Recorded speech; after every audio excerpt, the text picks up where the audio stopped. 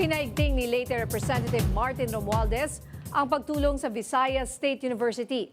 Yan ay para makamit ang target nitong maging innovation hub sa Southeast Asia. Yan ang umaarangkadang balita ni Don Tew.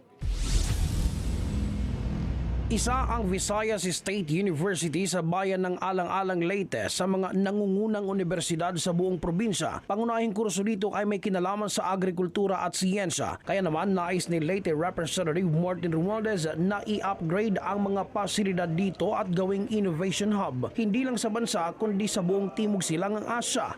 Pera, poder, lahat yan pwede yung mawala. Pero yung edukasyon, basta sa talaga, at ang mabuti, hindi mawawala sa iyo. BSU is the most important institution. We must support it. Isa rin sa mga plano ni Romualdez ang pag-upgrade ng soil laboratory at palakasin ang teaching force ng universidad, lalo na't palaki ang bilang ng mga estudyante dito. I would like also to thank for all your assistance given to the university.